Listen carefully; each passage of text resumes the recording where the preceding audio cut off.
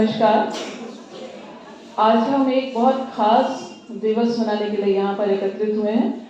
यूँ तो कार्यक्रम शासनादेश के अंतर्गत हो रहा है, लेकिन ऐसा लगता है कि आज़ादी का अमृत महोत्सव मनाया जा रहा है लगातार, और उसका मकसद भी यही है कि उन सभी इतिहास से अब नवयुवकों को, नौजवानों को परिचित कराया जा सके जो कहीं ना कहीं इतिहास के पन्नों में कहीं धूमिल हो गए या हम तक इतिहास सही रूप में नहीं आ पाया।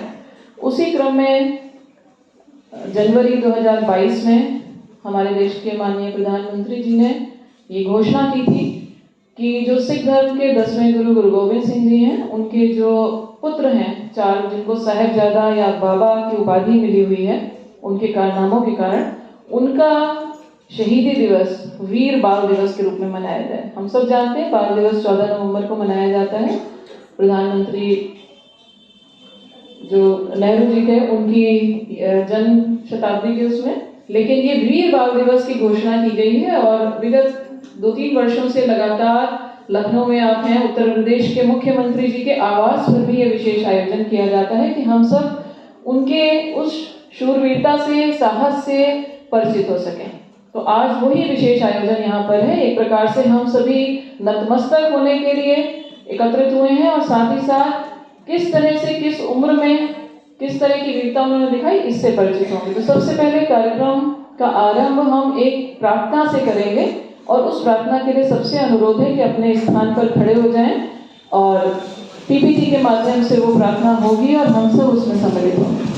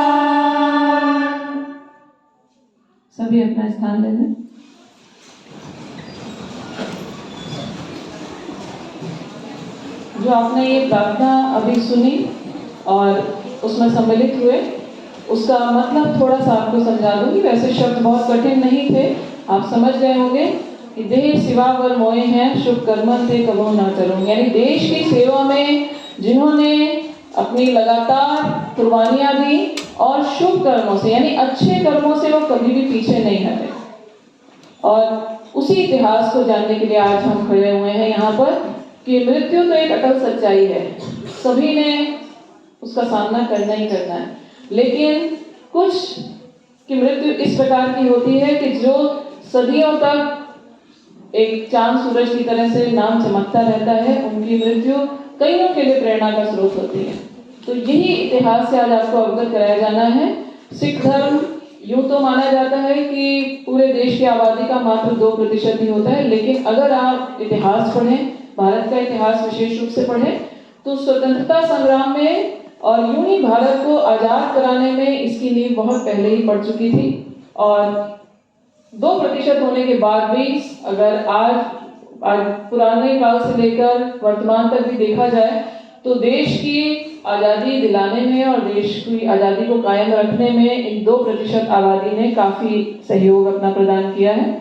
क्योंकि ये भी माना जाता है, जो सिख धर्म के संस्थापक गुरु नानक देव जी थे, उन्होंने कहा था कि जो भी हमें करना है वो अपनी 3 त्रिसूत्रीय सिद्धांत उनका खास तौर से रहा है, जिसको बोलते हैं किरत करो, वर्ण के छको और नाम जपो। किरत करो का मतलब होता है हमको मेहनत से कमाई करनी चाहिए, मेहनत करके हमें खाना चाहिए, हमें दूसरे का नुकसान करके, दूसरे को दुख पहुंचाकर कोई भी कार्य नहीं करना है।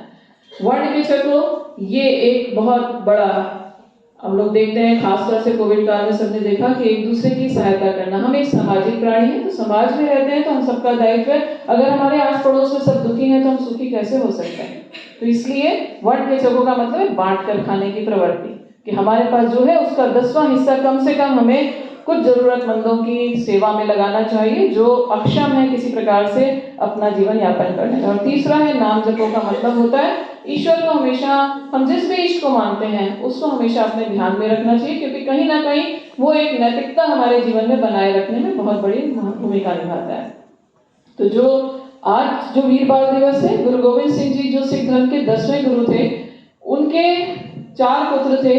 और आपको बड़ा आश्चर्य होगा ये जानकर कि वो 4 पुत्र जिनकी शहादत हुई जंग, एक तो सिख धर्म में कोई भी जंग जो है वो अपने स्वार्थ के लिए नहीं लड़ी गई, हमेशा आजादी के दृष्टिकोण से की। यानी कहीं ना कहीं अगर मानवता की रक्षा में जरूरत है, पिछले साल में हम लोगों ने देखा गुरु तेग बहादुर जी की शहादत दिवस पे यहाँ पे आयोजन हुआ, जिसमें सगल सृष्ट पर ढापी चादर, कि कश्मीरी पंडितों की पुकार पर गुरु तेग बहादुर जी ने अपने जीवन का बलिदान किया कि प्रत्येक व्यक्ति को अपने धर्म का पालन करने का अधिकार होना चाहिए। आज हम मानवीय अधिकारों की बात करते हैं, अभी हमने ह्यूमन राइट्स डे भी मनाया, तो ये ह्यूमन राइट्स की नींव बहुत पहले ही पड़ चुकी थी। उस समय ही जब जबरन औरंगजेब सबको मुस्लिम बनाने पर तुला हुआ था और उसका ये कहना था कि सबको मुस्लिम धर्म कबूल करना पड़ेगा, तो उसलिए वो खड़े हुए थे कि किसी को भी जबरदस्ती कोई धर्म मानने के लिए बाध्य नहीं किया जा सकता। सारी लड़ाई ही वहां से शुरू हुई थी कि जो व्यक्ति जिस धर्म का है वो अपने धर्म का पालन कर सकता है, इसकी उसको अनुमति होनी चाहिए, जबरदस्ती हम किसी का धर्म को परिवर्तन नहीं करवा सकते। तो इस तरह से ह्यूमन राइट्स को ध्यान में रखकर ये बात आगे बढ़ी। और जो 4 पुत्रों की बात हो रही है, उनकी सबसे बड़े की उम्र मात्र 15 साल, 14 साल, और जो छोटे थे वो 9 साल और 7 साल। ये उम्र क्या होती है जब बच्चे माता की गोद से ही नहीं उतरते, और इतनी छोटी उम्र में उन्होंने वो कारनामे किए। उनको धर्म परिवर्तन के लिए कहा गया, लेकिन वो इस अपनी बात से नहीं डिगे और यहाँ तक उनको बहुत से कष्ट दिए गए, लेकिन उन्होंने फिर भी अपने धर्म को परिवर्तन को स्वीकार नहीं किया। कि हम, कहा जाता है ना कि अगर हम अपनी सेल्फ रिस्पेक्ट के साथ जीवन नहीं जी रहे हैं तो उस जीने का कोई मकसद नहीं है, ये उनका कहना था। और उनको झुकाने के लिए बहुत से प्रयास किए गए। जब उनको दरबार में बुलाया गया तो जानबूझ के गेट इतना छोटा कर दिया गया कि जब वो अंदर एंट्री करें तो सर झुका के, पहले बंदा सर के अंदर, पहले अपने हम कहीं भी जाते हैं तो पहले हम लोग अंदर यूं, अगर छोटा दरवाजा है तो पहले सर से अंदर जाएंगे कि भाई कुछ ना हो। लेकिन ये आप देखिए उन बच्चों की कि उन्होंने इस बात को, जैसे ही वो वहां पहुंचे, उन्होंने कहा ये दरवाजा इतना नीचे कैसे है, तो उन्होंने पहले अपने कदम अंदर रखे कि हम शीश झुका के गलत बात के सामने नहीं जाएंगे। तो ये बहुत बड़ी सीख होती है किसी के जीवन से लेने की, कि सेल्फ रिस्पेक्ट के साथ जीना, ये उन्होंने हम लोग को सिखाया। तो आज उसी उद्देश्य से ये कार्यक्रम करने के लिए हम सब एकत्रित हुए हैं कि थोड़ा सा उनके जीवन के बारे में जान सकें, क्योंकि ये सब जो वीरता और शूरवीरता से भरे हुए इतिहास हमारे सामने हैं, अगर हम उससे कुछ सीख ही नहीं ले पाए अपने इतिहास, जब हम इतिहास की ओर देखते हैं ना, तो इतिहास ऐसे उदाहरणों से भरा हुआ है। तो इतिहास से बहुत कुछ सीखने की आवश्यकता है। अगर उसको हम नहीं जानेंगे तो हम कभी भी आगे नहीं बढ़ सकते। तो मुझे लगता है पहले इसको हाँ, तो मैं उसके लिए वसुंधरा को इनवाइट करूंगी। इसने एक पीपीटी प्रेजेंटेशन के माध्यम से इस इतिहास से आपको परिचित कराने का प्रयास किया है, वसुंधरा गंगवार। और बहुत शॉर्ट नोटिस पे, क्योंकि कल ही इस बात का हम लोग को पता लगा और इसने तैयार किया, इसलिए एक बार इस बच्ची के प्रयास के लिए तालियां। जो इतिहास बिल्कुल भी नहीं जानती थी, लेकिन उसने फिर भी पूरा इतिहास एकत्रित किया है और आपके सामने लाया है।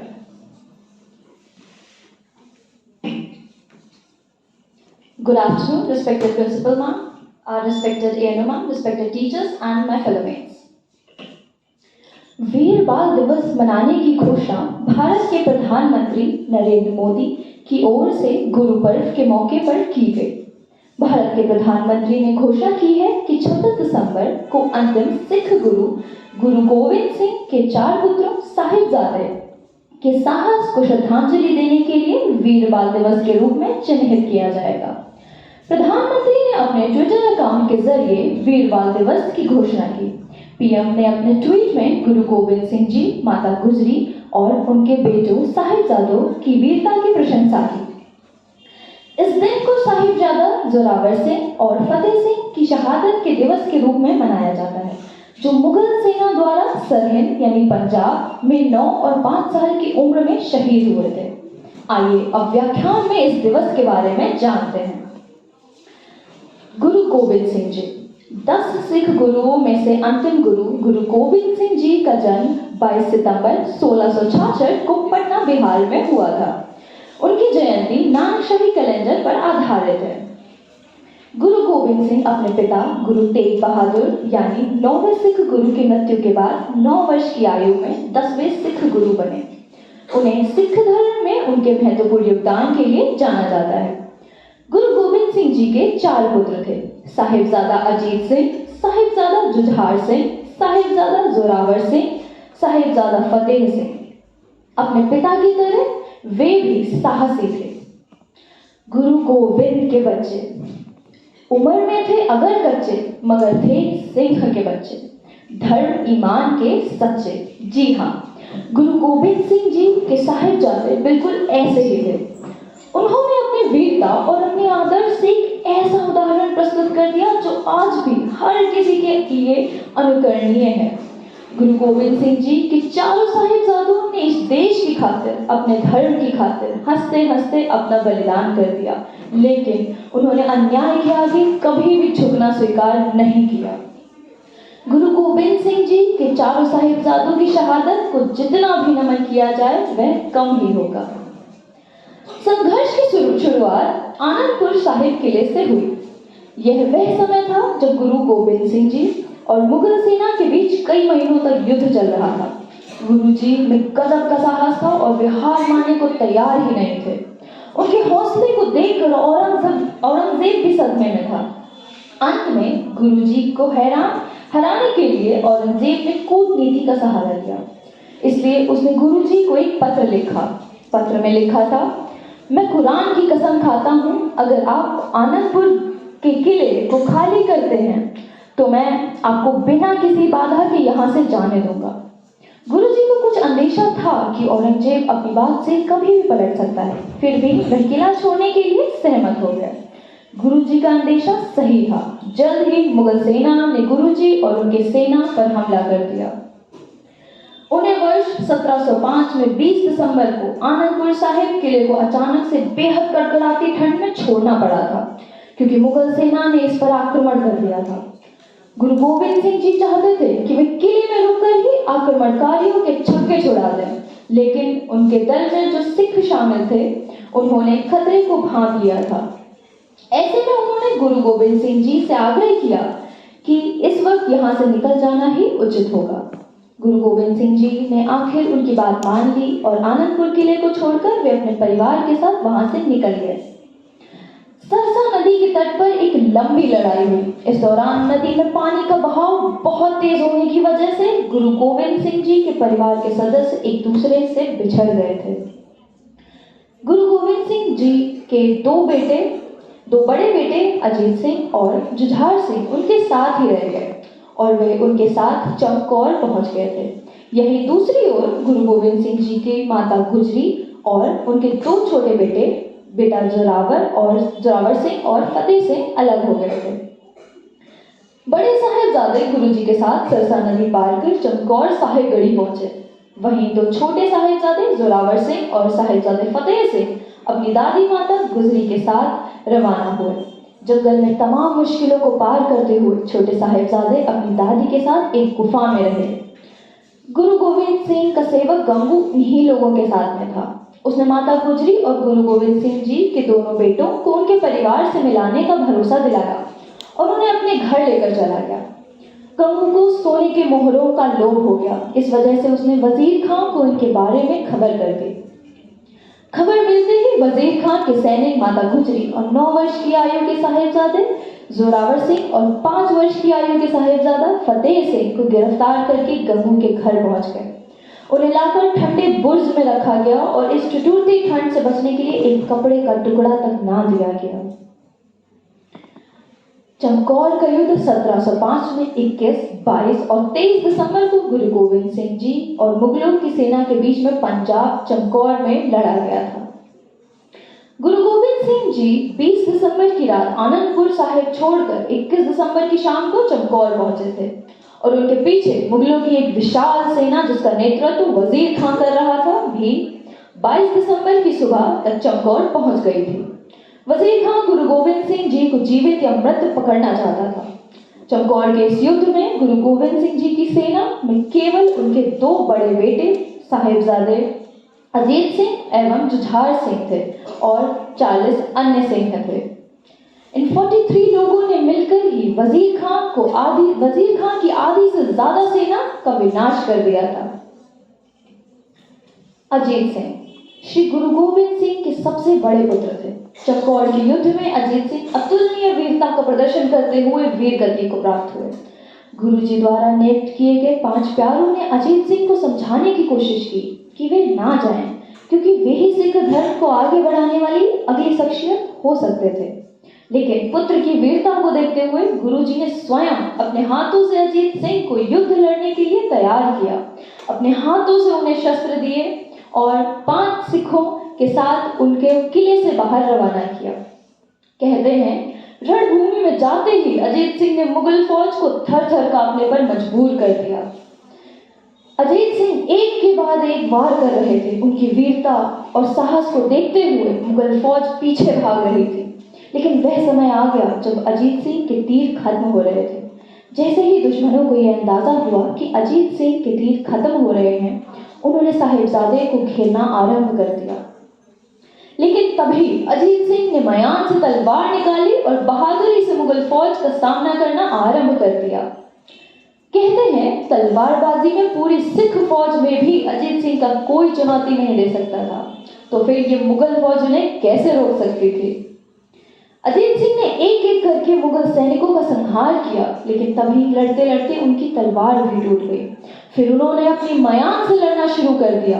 वे आखिरी सांस तक लड़ते रहे और फिर आखिरकार वह समय आया जब उन्होंने शहादत को अपनाया और महज 18 वर्ष की उम्र में शहीद हो गए। अजीत सिंह से छोटे जुझार सिंह ने अपने बड़े भाई के बलिदान के पश्चात नेतृत्व संभाला तथा पच्चीनों पर चलते हुए अतुलनीय वीरता का प्रदर्शन करते हुए केवल 13 वर्ष की आयु में वीर गति को प्राप्त हुए। वहीं दूसरी ओर छोटे साहिबजादे और माता गुजरी जी को सरहिंद के मुगल गवर्नर वजीर खान द्वारा बेरहमी से प्रताड़ित किया गया। रात भर ठंड में ठिठुरने के बाद सुबह होते ही दोनों साहिबजादों को वजीर खान के सामने पेश किया गया, जहां भरी सभा में उन्हें इस्लाम धर्म कबूल करने को कहा गया। कहते हैं कि सभा में पहुंचते ही बिना किसी हिचकिचाहट के दोनों साहिबजादों ने जोर से जयकारा लगाया, जो बोले सो निहाल, सत श्री अकाल। वजीर खान ने गुरु गोविंद सिंह के दोनों बेटों से इस्लाम धर्म को अपनाने के लिए कहा। इतने छोटे होकर भी गुरु सिंह के इन दोनों बेटों ने इस्लाम धर्म को कबूल करने से मना कर दिया। जब वजीर खान ने इनसे सर झुकाने को कहा तो इसके लिए भी दोनों ने इनकार कर दिया और यह कहा कि हम अकाल पुरख और अपने गुरु पिता के अतिरिक्त किसी और के सामने सर नहीं झुकाते हैं। हमारे दादा ने जो कुर्बानी दी है, ऐसा करके हम उनको व्यर्थ नहीं जाने देंगे। यदि हमने अगर किसी और के सामने सिर झुका लिया तो अपने दादा को हम क्या जवाब देंगे। जवाब सुनकर नवाब आग बबूला हो गया। इसके बाद भी वजीर खान ने गुरु गोविंद सिंह के दोनों बेटों को काफी धमकाया। उसने उन दोनों को डराने की भी कोशिश की, साथ ही उसने प्यार से भी इन्हें इस्लाम धर्म अपनाने के लिए कहा, लेकिन इसके बाद भी दोनों साहिबजादे अपनी बात पर अड़े रहे। जब वजीर खान ने देखा कि दोनों उनकी बात नहीं मान रहे हैं तो आखिर में उसने कहा कि इन्हें सजा मिलेगी। मौके पर मौजूद काजी ने फतवा जारी किया। इस फतवे में लिखा था कि ये बच्चे बगावत कर रहे हैं और इन्हें जिंदा दीवार में चुनवा दिया जाना चाहिए। इसके बाद जब दोनों गोविंद साहिबजादों को दीवार में चुना जाने लगा, तब दोनों साहिबजादे जपजी साहब का पाठ करने लगे। जोरावर जोर से बोला, फतेह सिंह शोर से बोला, रखो ईंटे भरो गारे, चुनो दीवार हत्यारे। हमारी सांस बोलेगी, हमारी लाश बोलेगी, यही दीवार बोलेगी, हजारों बार बोलेगी। हमारे देश की जय हो, पिता दशमेश की जय हो, हमारे पंथ की जय हो, श्री गुरु ग्रंथ की जय हो। फतेह सिंह और जोरावर सिंह इन दोनों को दीवार में जिंदा चुनवा दिया गया, लेकिन दीवार पूरी तरह बन जाने के बाद भी अंदर से इनके जय जयकारों लगाने की आवाज बाहर आती रही। ऐसा कहा जाता है कि वजीर खान के कहने पर दीवार को कुछ समय बाद तोड़ा गया, यह देखने के लिए कि साहिबजादे भी जिंदा हैं या नहीं।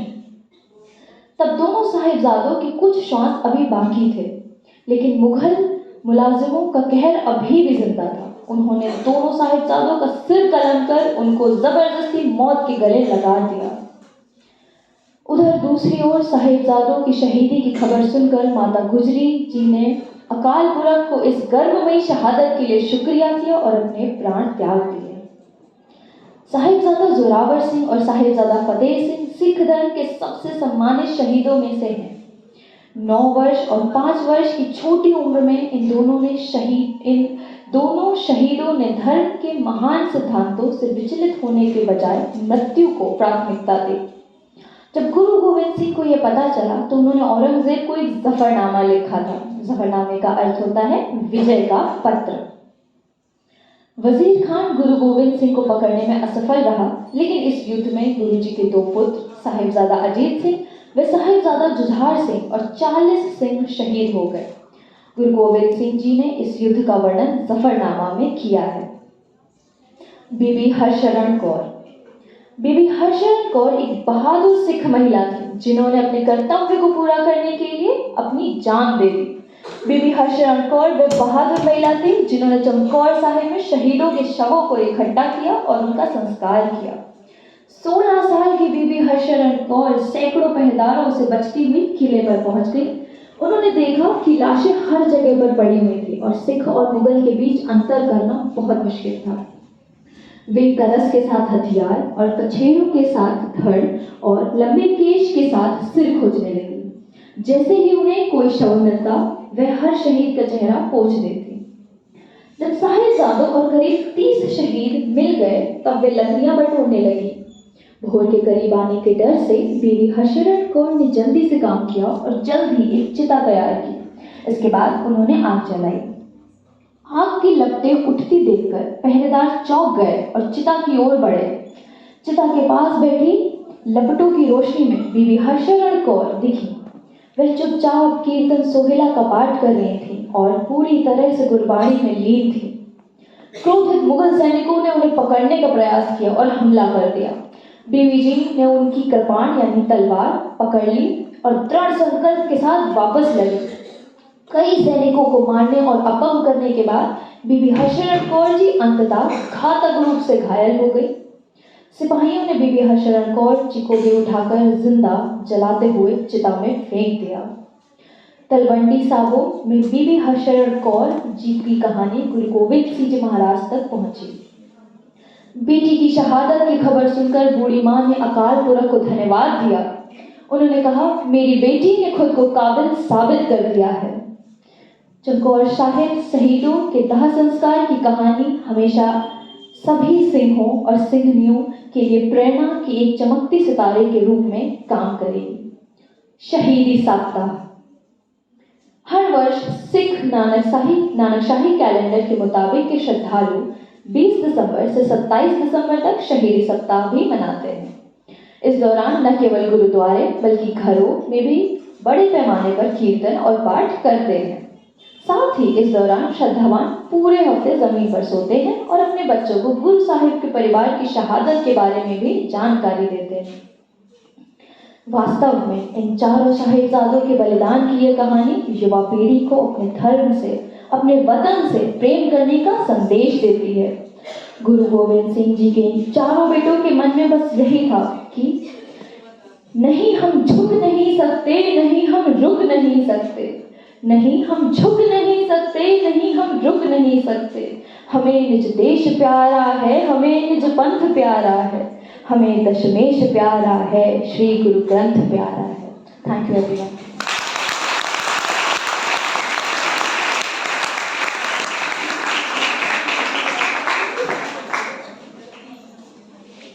बहुत ही कम समय में लेकिन बिल्कुल परफेक्ट। वसुंधरा गंगवार के लिए मुझे लगता है एक बार बहुत जोरदार तालियों की आवश्यकता है। और मैं प्राचार्य जी से अनुरोध करूंगी कि एक छोटा सा मोमेंटो मैंने अपनी तरफ से यूं ही ला के रखा था, इसलिए कि मुझे पता था कि ये बच्ची करेगी तो अच्छा ही करेगी, इसलिए एक एप्रिसिएशन के रूप में मैं आपको मंच पर आमंत्रित करती हूँ। वसुंधरा को भी ये आपके प्रयास के लिए कि जीवन में ऐसे ही सदा प्रयास करते रहे। शॉर्ट नोटिस पे भी कितना अच्छा किया जा सकता है, ये आप लोगों के लिए भी प्रेरणा है।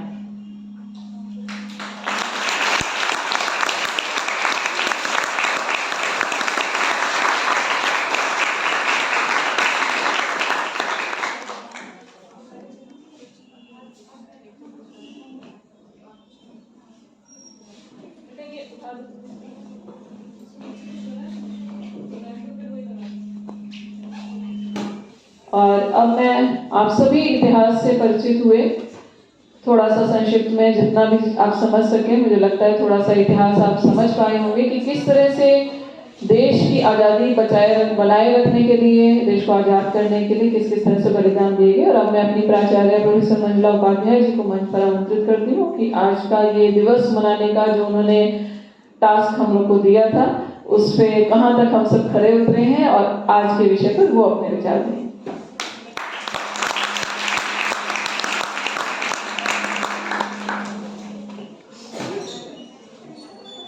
सभी को नमस्कार। और जैसा कि मनमीत जी बता रही थी कि कल दोपहर में ही हम लोग को ये नोटिस मिली कि 23 तारीख को ही कुछ आयोजन होने हैं, वो भी दोपहर में, तो कल तो नहीं हो पाया। पर मेरे आग्रह करने पर और स्वयं उन्होंने वॉलंटियर किया और कि जो है आज कुछ ना कुछ तो कार्यक्रम करेंगे ही, और वो इतनी सुंदर रूपरेखा के रूप में सामने आएगा ये मैंने भी नहीं सोचा था। तो डॉक्टर मनमीत जी और उनकी पूरी टीम को, खास एनसीसी के बच्चों को, वसुंधरा को, सबको बहुत ही धन्यवाद और बधाई भी कि उन्होंने वीर साहबजादों के बारे में जो इतिहास है उसके बारे में हमको भी पता चला। एनएसएस को भी कल रात में ही ये लेटर आया, सर्कुलेट हुआ कि उनको भी ये कार्यक्रम करने हैं, क्योंकि कल से छुट्टियां हो जा रही हैं, तो आज इस कार्यक्रम का आयोजन किया जा रहा है। तो उनकी भी कुछ प्रतियोगिताएं वो भी कराएंगे। पर ओवरऑल जो अभी पीपीटी के माध्यम से वसुंधरा ने शो किया कि पूरा इतिहास, सच्चाई है कि मुझे लगता है कि यहाँ पर बैठे हुए 99% लोग या 98% लोग इससे अनभिज्ञ ही रहे होंगे। तो यही उद्देश्य है कि हम क्यों ये शहीदी दिवस हुए या जो भी हमारे वीर बलिदानी हैं जिन्होंने स्वतंत्रता संग्राम आंदोलन में या अत्याचारों के खिलाफ लड़े हैं, तो उनकी वीर गाथाओं को हम जो स्मरण कर रहे हैं अमृतोत्सव में, तो उसका उद्देश्य ही यही है कि जिनको हम नहीं जानते हैं उनके बारे में भी जानें। क्योंकि ऐसे बहुत से लोग हैं जिन्होंने देखा आपने कि इतनी कम उम्र के बच्चे, आज के बच्चे सोशल मीडिया या पैदा होते 2-2.5 साल के होते हैं, उसके बाद वो मोबाइल में ही व्यस्त हो जाते हैं। पर क्या 9 साल का बच्चा, 14 साल के, 15 साल के, 7 साल के बच्चे अपना उन्होंने प्राण न्यौछावर कर दिए और वो झुके नहीं। तो वो शौर्य, वो वीरता उनके अंदर कहाँ से आई? उनके पिताजी के प्रेरणा से ही आई। उन्होंने उनको अपना आदर्श माना, उनका जो ग्रंथ था उसको अपना आदर्श माना, जो उनके गुरु थे उनको अपना आदर्श माना।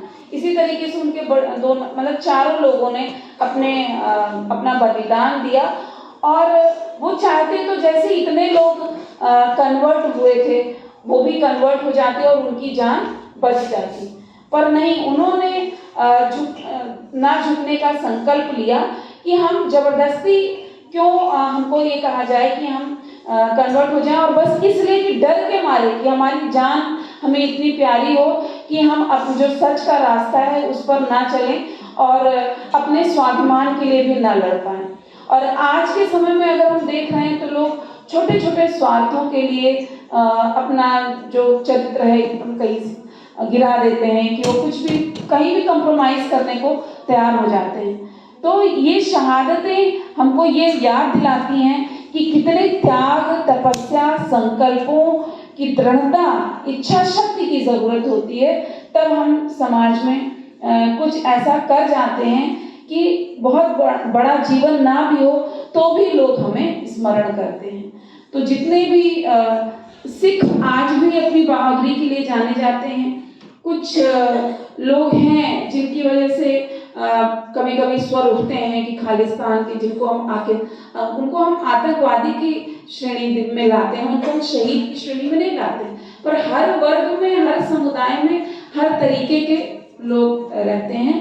पर बेसिकली अगर हम देखा जाए तो सिख अपनी बहादुरी के लिए ही जाने जाते हैं और बहुत सारे सिखों ने अपनी बलिदान दिया है और एक तरीके से वो हिंदू धर्म से ही निकल के आए और जो है उन्होंने उसको अपने कंप्रोमाइज ना करने की बात कही और भारत भूमि पर जहाँ पर उनका जन्म हुआ उसकी रक्षा के लिए वो जो कुछ भी कर सकते थे उन्होंने किया और इसी वजह से वो आज पूजनीय हैं।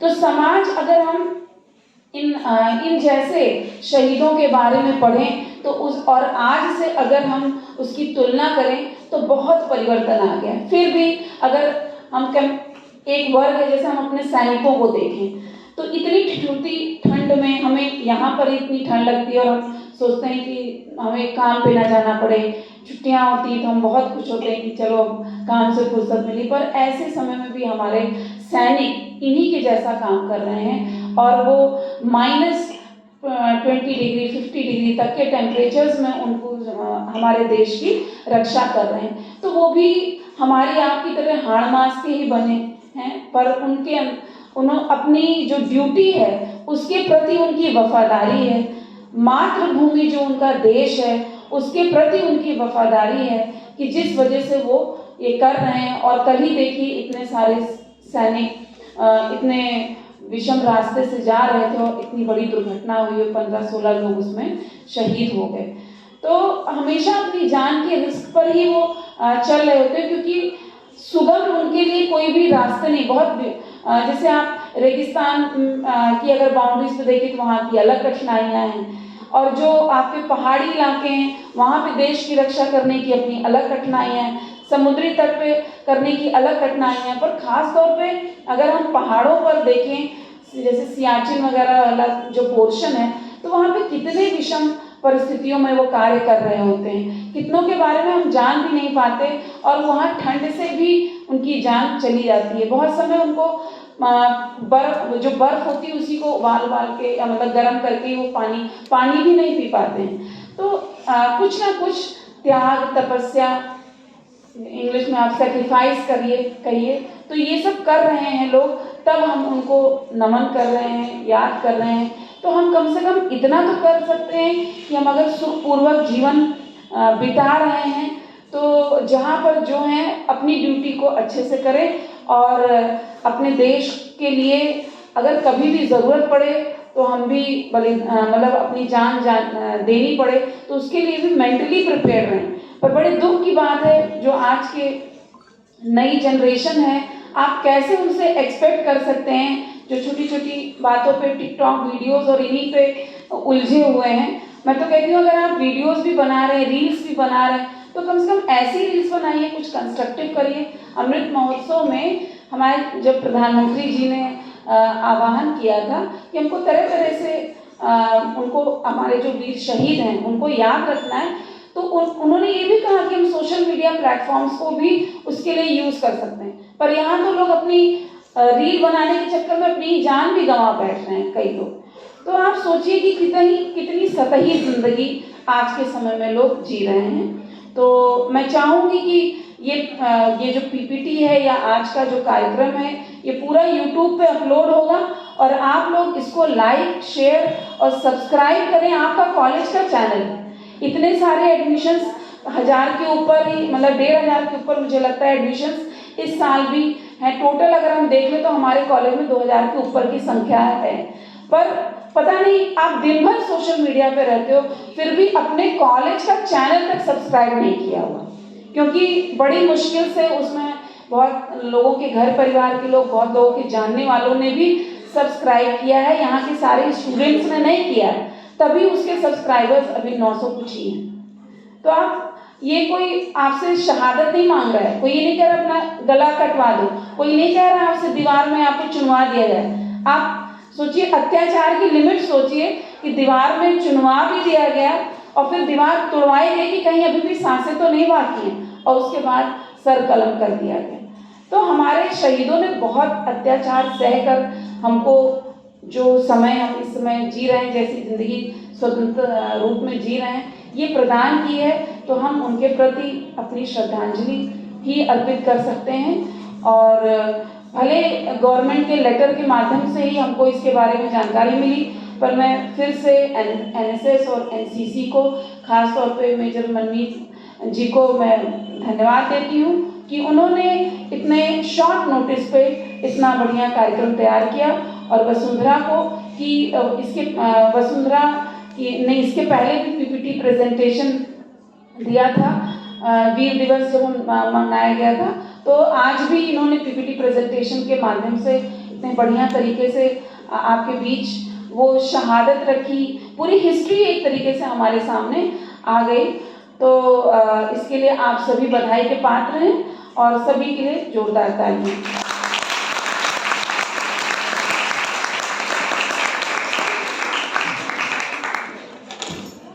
बहुत बहुत धन्यवाद आपके आशीर्वचन के लिए।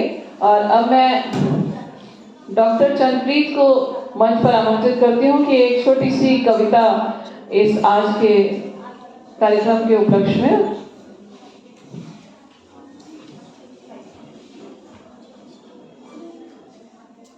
Thank you ma'am. सभी को नमस्कार। जैसा आप सभी जानते हैं कि हम इस ऑडिटोरियम में इसलिए एकत्रित हुए हैं कि गुरु गोविंद सिंह जी के 4 साहिबजादे, 4 पुत्रों को हम श्रद्धांजलि दे सकें। वैसे तो सिख समुदाय हर साल 21 दिसंबर से 27 दिसंबर तक बलिदान सप्ताह के रूप में मनाता है, और जैसे कि आपको प्रेजेंटेशन के द्वारा सभी कुछ डिटेल्स बताई गई कि किस तरीके से गुरु गोविंद सिंह जी ने इस हफ्ते में अपना पूरा परिवार, 4 बेटे और उनकी माता जी, कैसे उन्होंने शहीदी प्राप्त की, क्या क्या टॉर्चर उन्हें दिया गया, तो उसको मैं रिपीट ना करते हुए एक छोटी सी कविता के द्वारा अपनी श्रद्धांजलि 4 साहिबजादों को देना चाहूंगी। ना जाने कितने तारे आसमान से रोते हुए टूटे होंगे, ना जाने कितने तारे आसमान से रोते हुए टूटे होंगे, ना जाने वो ईंटों ने खुद को कितना कोसा होगा जब महज 7 साल के साहिबजादे फतेह सिंह और 9 साल के साहिबजादे जोरावर सिंह को मुगलों ने दीवार में चिना होगा। वो तो हिम्मत थी उनकी जो सांसें फिर भी चल रही थी। उधर लड़ रहे थे बड़े साहिबजादे, 10 लाख के सामने बस 2 खड़े थे। पिता गोविंद से सीख मिली थी, इसलिए सही और सच के लिए अड़े थे। पड़े भारी उन जालिमों पर, मुगलों की सेना को चीर रहे थे। हुए तीर खत्म जब उनके सीने पर बाणों के जख्म सहे। पीठ दिखाकर भाग जाना उन्हें किसी ने सिखाया नहीं था। अत्याचारों का सैलाब उमड़ा होगा, धर्म परिवर्तन ना करने की जो ठान रखी थी। जल्लादों ने दोनों पे जो कहर बरसाया होगा, नन्हे साहिबजादों को कितना तड़पाया होगा। गुरु गोविंद सिंह का खून थे, गुरु तेग बहादुर जी के पोते वो। शीश कटाना जानते थे, मुगल झुके, अंबर झुका, शान में उनकी खुद रब झुका। आसमान में चमके बनकर सितारे, 4 साहिबजादे वीर हमारे, 4 साहिबजादे वीर हमारे। मैं इन पंक्तियों से अपनी वाणी को विराम दूंगी और फिर से एक बार 4 साहिबजादों के लिए नमन और सर झुकाती हूँ।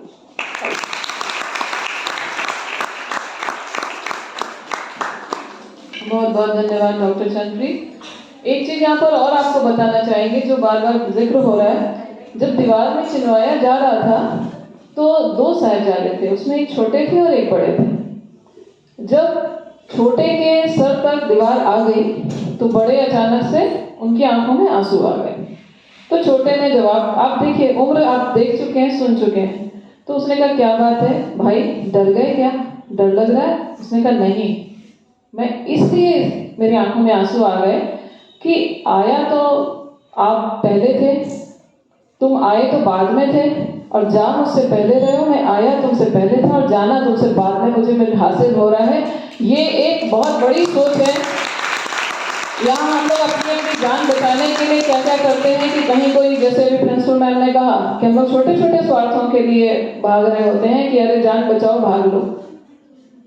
इवन यहाँ तक हो जाता है कि अगर किसी समय आपसे कहा जाता है कोई व्याख्यान है तो सब उधर से सोचती उधर से जाएं, उधर से जान बचा कर भाग जाएं। तो हम लोग तो किसी भी बात के लिए जान बचाने की बात करते हैं, और यहाँ ये बात हो रही है कि आए तो मुझसे बाद में थे और जा मुझसे पहले रहे हो।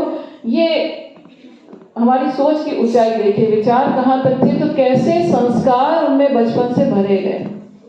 माँ बाप, इसीलिए कहते हैं माता पिता के साथ संयुक्त परिवार की अपनी एक विशेषता होती है। यहाँ से ये भी एक सीख है कि दादी से बहुत कुछ सीखा, दादा के जीवन से बहुत कुछ सीखा।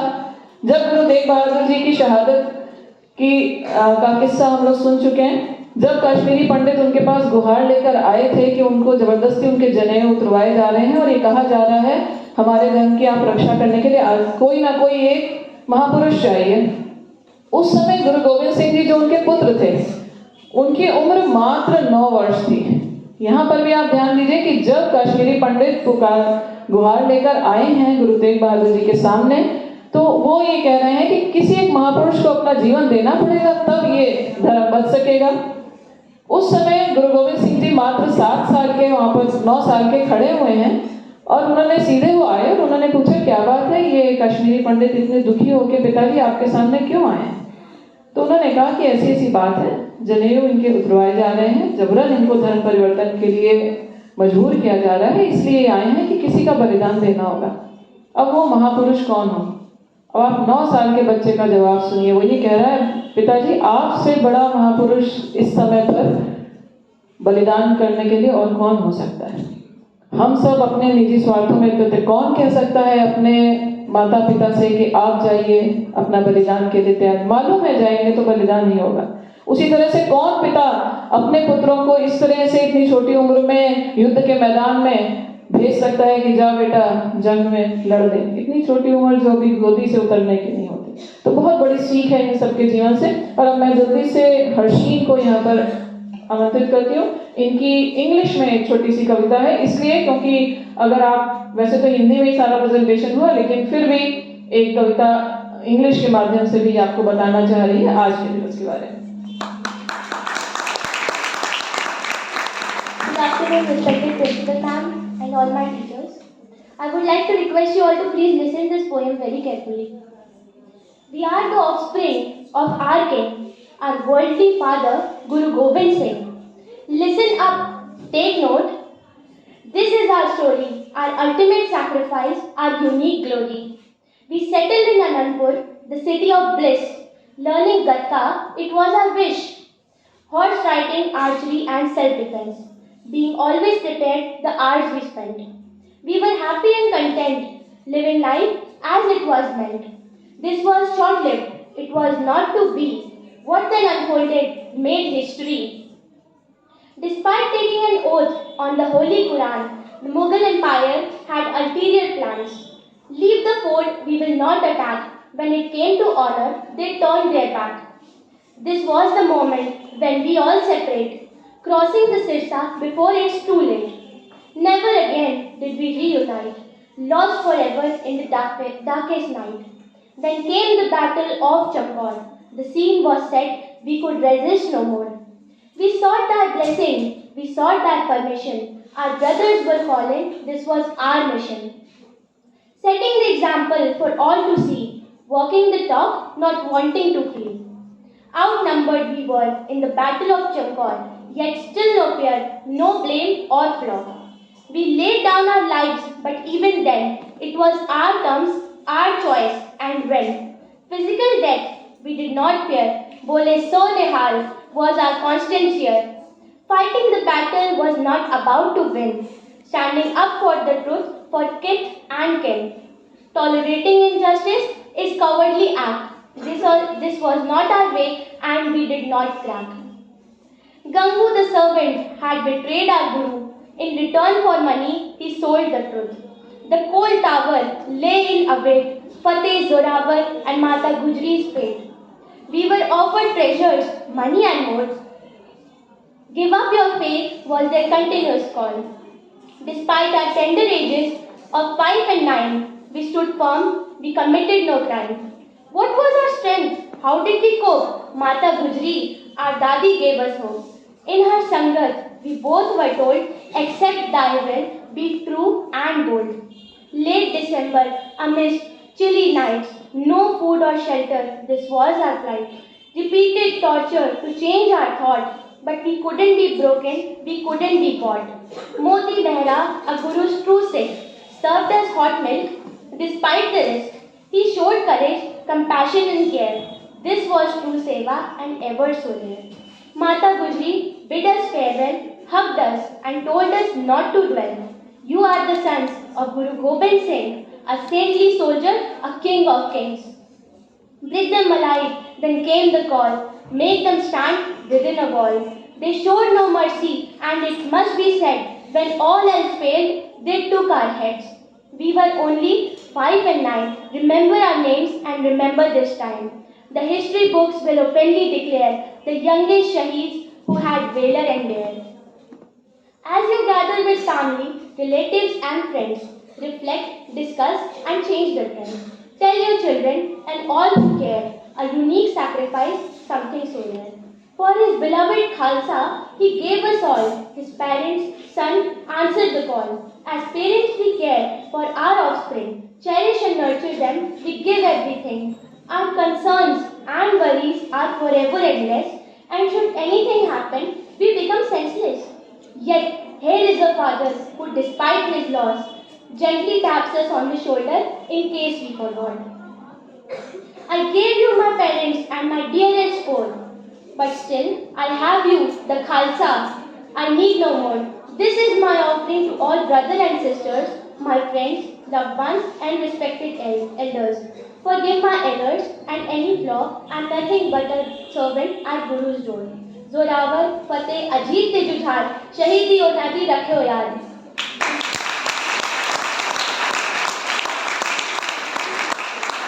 बहुत अच्छे हर्षी। और अब अंतिम प्रस्तुति तनवीर को मैं मंच पर आमंत्रित करती हूँ।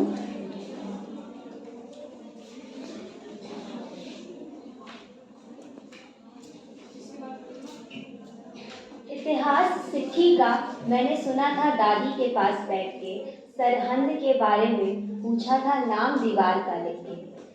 उन नन्ही जानों के बारे में सुनकर आया था मेरी भी आंखों में पानी कि कैसे उस उम्र में निडरता के साथ दी थी उन 4 साहिबजादों ने कुर्बानी। वाहिगुरु जी का खालसा, वाहिगुरु जी की फतेह। आज हम यहाँ पर गुरु गोविंद के लालों की कुर्बानी को याद करने के लिए एकत्रित हुए हैं। तो उसी के उपलक्ष्य में मैं भी एक छोटी सी कविता आप सभी के सामने प्रस्तुत करना चाहूँगी। देश धर्म के लिए जिसने अपना सब कुछ वार दिया, देश धर्म के लिए जिसने अपना सब कुछ वार दिया, आह तक न की जिसने खुशी खुशी सब ने उछाल दिया। धर्म देश के खातिर 2 छोटे पुत्र ईंटों की नींवों में शहीद हुए। धर्म देश के खातिर 2 छोटे पुत्र ईंटों की नींवों में शहीद हुए। बड़े दोनों सूद चमकौर के युद्ध में वीर गति को प्राप्त हुए। चारों सपूत धर्म ईमान से न डिगे मुगलों के अत्याचारों से। चारों सपूत धर्म ईमान से न डिगे मुगलों के अत्याचारों से। रच गए जो इतिहास बाल उम्र में साहिबजादे अपने स्वाभिमानी विचारों से। कौन करेगा मुकाबला इन अमर बलिदानों का, कौन करेगा मुकाबला इन अमर बलिदानों का। इतिहास रचने वाले एक परिवार के महानों का, इतिहास रचने वाले एक परिवार के महानों का। दशमेश कितनी सहजता से उचार गए हैं कि इन पुत्रन के शीश पर वार दिए सूत 4। इन पुत्रन के शीश पर वार दिए सूत 4। 4 मुए तो क्या हुआ जीवित है कई हजार। 4 मुए तो क्या हुआ जीवित है कई हजार। अंत में मैं एक बार आप सभी से ये रिक्वेस्ट चाहूंगी कि एक बार गज के हम जयकारा बुला दें। बोले सो निहाल। Thank you.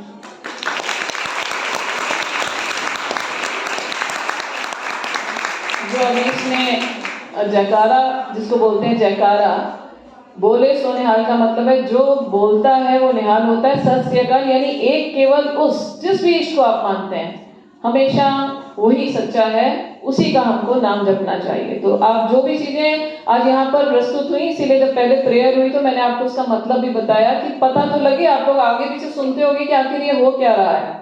और जो इसने अभी शुरुआत में बोला वाहिगुरु जी का खालसा वाहिगुरु जी की फतेह, इसका ही मतलब खालसा जो एक आप आज की डेट में आप किसी भी सिख या सरदार को आसानी से, मेल्स को तो खासतौर से पहचान लेते हो ना उनकी पगड़ी से। ये रूप दिया गया था 1699 की बैसाखी के अवसर पर। खास तौर से इसके पीछे भी बिल्कुल ब्रीफ में बताऊंगी। ये स्टोरी थी कि उसके पहले इतना ज्यादा अत्याचार बढ़ चुके थे कि कहीं पर भी कोई सामने नहीं आ रहा था किसी की भी रक्षा करने के लिए, क्योंकि हमारा भारत का इतिहास शूरवीरों से भरा हुआ है। लेकिन जब अत्याचार की सीमा हो गई तो उस समय कोई भी स्त्रियों के साथ भी बहुत दुराचार हो रहा था, सब कुछ था। ऐसे में गुरु गोविंद सिंह जी ने ये खालसा पंथ की स्थापना की थी, इसलिए कि आप लोगों ने सुना होगा 1.25 लाख से एक लड़ाऊं तबे गोविंद सिंह नाम कहूं। हम लोग कभी भी ये नहीं कहते, कहीं एक कोई खड़ा होता हम उसको ये नहीं कहते अकेला खड़ा है, उसको बोलते हैं ये 1.25 लाख है। कि इतनी हिम्मत उसके अंदर, उसको एक नई वेशभूषा दी कि लाखों करोड़ों में भी खड़ा होगा तो पहचान में आएगा दूर से कि अगर कोई समस्या है तो वो खड़ा है सिख, उसको बुला लो, वो इस समय आपकी सहायता कर सकता है, उसके अलावा और कोई नहीं। तो ये बहुत बड़ी बात थी।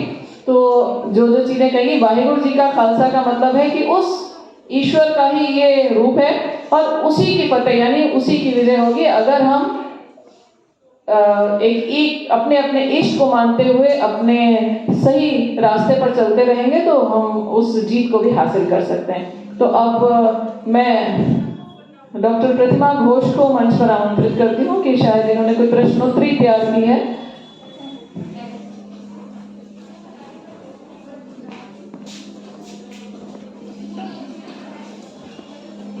सुप्रभात सभी को। एनएसएस की तरफ से और एनसीसी की तरफ से आपका हार्दिक स्वागत है, ये तो हो ही चुका है। बहुत बहुत शुक्रगुजार हैं हम हमारे प्रधानमंत्री जी के और उसके बाद हमारी प्रिंसिपल मैम और सबसे ज़्यादा हमारी मनमीत मैम की, क्योंकि उनके माध्यम से हमें वो सारी चीज़ें पता चली जो आज तक हम लोगों ने मतलब बहुत हल्के से सुना था, जानते नहीं थे इसके बारे में, है ना। और अभी भी मैं वो जो कहानी सुनी है अभी, मेरे गूज़बम्स बोलते हैं ना, रोंगटे खड़े हो रहे हैं सुन के मेरे रोंगटे खड़े हो रहे हैं। कैसे वो छोटा बच्चा, उसको चुनवा देना, गले काट देना। तो हम लोग जो हैं, इनकी कहानी हमने सुनी, मैम लोग तो सब जानते हैं, लेकिन हम लोगों ने ये कहानी सुनी तो हम इनको पुष्प अर्पित करना चाहेंगे, लेकिन इस समय मेरे हाथ में पुष्प नहीं है। तो माखनलाल चतुर्वेदी जी की वो जो कविता है ना, चाह नहीं मैं सुरबाला के गहनों में गूंथा जाऊं, चाह नहीं प्रेमी माला में बिन प्यारी को ललचाऊं, मुझे तोड़ लेना हे बनमाली, देना उस पथ पर फेंक, मातृभूमि पर शीश चढ़ाने जिस पर जाएगी रने, जिस पर जाएगी रने।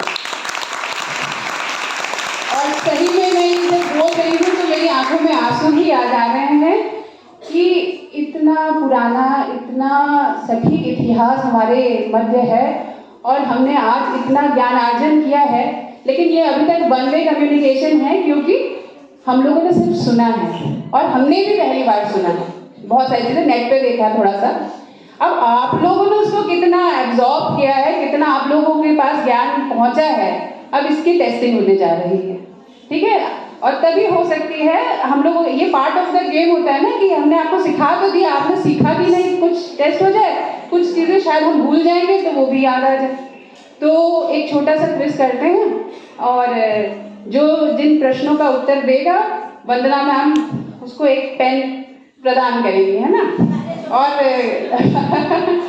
बहुत शॉर्ट नोटिस में था, तो हमें लगता है जहाँ तलवारों की बातें हो रही हैं तो वहाँ पर हमारा तलवार तो पेन ही है, तो उसी को इस्तेमाल किया जाए यहाँ पर। तो और आज के दिन में पेन तलवार से भी ज़्यादा मजबूत है और उसी से हम बैटल्स जीत सकते हैं। तो सबसे पहला प्रश्न मेरा, गुरु गोविंद जी के कितने पुत्र थे? अच्छा चलिए, मुझे इसके लिए नियम सेट करना होगा। सब लोग एक साथ नहीं बोलेंगे, ठीक है। आप लोग हाथ उठाएंगे, मैम चॉइस करेंगी, ठीक है। इन चारों पुत्रों के नाम बताने हैं। आप जाइए, ये नाम आप नहीं तो बता। चलिए, ये ब्लू, हाँ इसको बोला, आप चॉइस करें।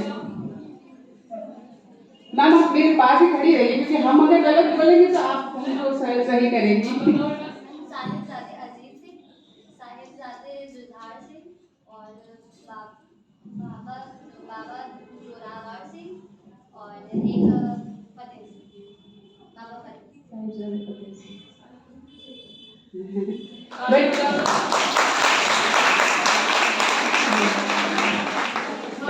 नाम बताओ बेटा अपना।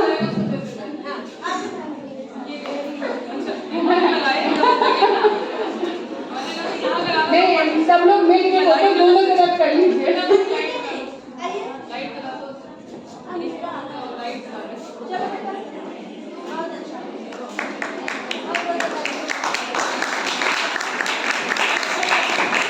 नेक्स्ट क्वेश्चन,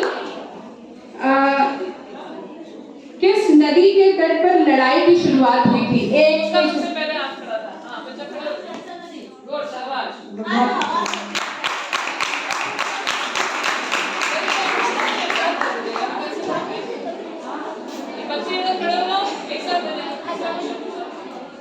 गुरु गोविंद सिंह जी का जन्म स्थान कहाँ है? गुरु गोविंद सिंह का जन्म स्थान कहाँ है?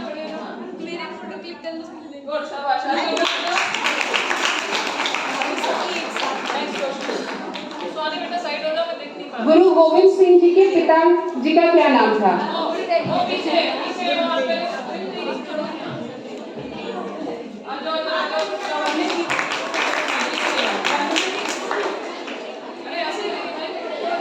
कुछ हमारे जिनको प्राइज विनर्स हैं जो यहाँ खड़े हैं, और कुछ हमारे एनसीसी के बच्चे भी आ जाए, सब लोग एक ग्रुप फोटो ले लें, क्योंकि हमारे प्रिंसिपल मैम का टाइम नहीं है, अभी और भी है। मैं प्रिंसिपल मैम को शायद अगर जाना और प्रश्न पूछ लेती हूँ, मेरे पास प्रश्नों का भंडार है। सिखों के 10वें गुरु कौन थे? ये बच्चे ने आपको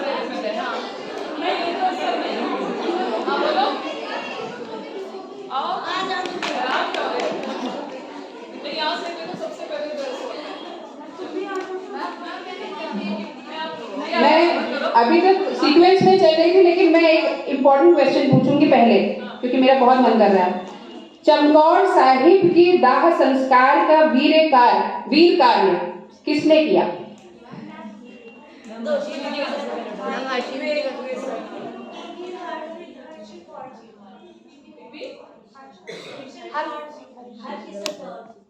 हर शरण सही रहा, बाकी हिस्सा गड़बड़ा गया। वो बेचारी करके बैठी हुई है, लेकिन चलो आप ही चलिए दूसरा क्वेश्चन। चलो दूसरा। क्या ये क्वेश्चन गया? अरे सही नहीं बोल रहा। अच्छा। लड़ाई की शुरुआत के समय गुरु गोविंद सिंह जी के परिवार को कौन सा किला छोड़ना पड़ा था?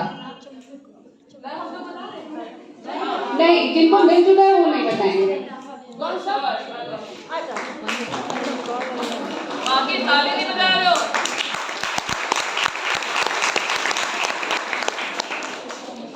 अभी मनवीर मैम ने एक चीज बताई थी कि जो वो वेशभूषा जो सिख मेल्स पहनते हैं वो डे कौन सा था?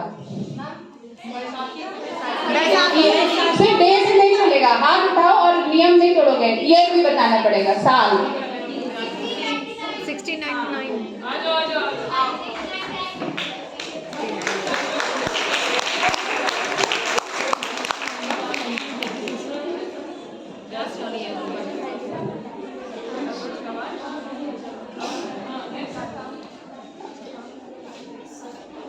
और एक किताब है उसमें नाम आया था अभी जब पीपीटी प्रेजेंट हुई थी। औरंगजेब को एक किताब लिखी गई थी, जफरनामा। किसने लिखी थी और किस भाषा में थी? हाथ खाली उठाएंगे, बोलेंगे नहीं। जिसको आ रहा है हाथ उठाइए। नहीं आ रहा। किसने लिखी थी? गुरु गोविंद साहब। अब किस भाषा में लिखी गई थी? कितने पंजाब में? थोड़ा पीपीटी ध्यान से नहीं देखा गया है। भाषा किस भाषा में? अच्छा, भाषा में अच्छा, अभी भाषा किस नहीं भाषा है। में लिखा? हाँ, आ जाओ। दोनों को ले लीजिए। एक क्वेश्चन भी तो भाग हो गया। ये पूछे 5 ककार कौन से हैं? 5 5 ककार कौन से हैं? ये पीपीटी में वर्णन नहीं था, ये आपके अपनी नॉलेज पे है। एक घर में अभी बताया ना, तो एक वेशभूषा दी है, उसमें 5 प्रकार कहलाते हैं। वो कौन से हैं, किसी को पता है? तुम लोग से नहीं पूछ रहे, वो बच्चों से नहीं पूछ रहे। इधर किसी को कुछ आप लोगों ने खुद से भी तो तैयारी की होगी, उसी में से एक प्रश्न है कि 5 ककार किसे कहते हैं। अब बस अंतिम प्रश्न बचा है। केश कृपाल कक्ष कड़ा पग। केश कृपाल कक्ष कड़ा पग। पग कहाँ का से है? कहाँ से बताना है? 5 चीजें कैसे? जिनको 5 आ रहा है वो हाथ उठाए।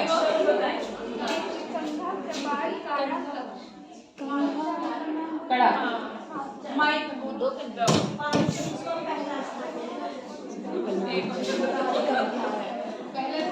केश, कंघा, कृपाण, कारा और कड़ा।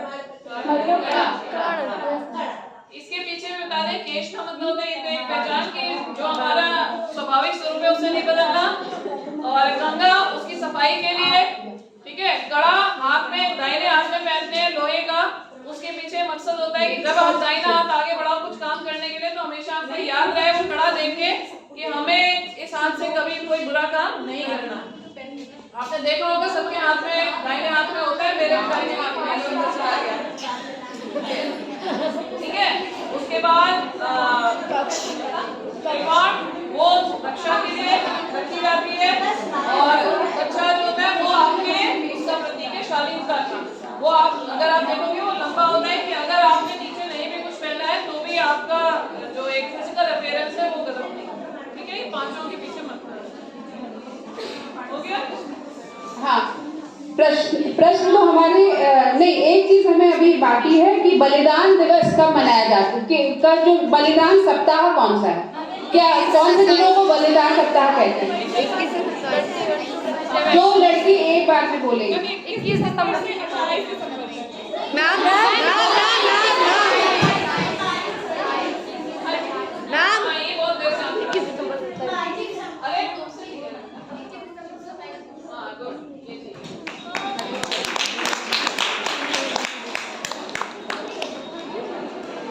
इसी के साथ मेरे प्रश्नों का भंडार यहाँ पर खत्म होता है और ये उम्मीद की जाती है कि क्योंकि ये दिन हमेशा हर साल मनाया जाएगा तो आप लोग और अच्छे से तैयारी करेंगे इसकी।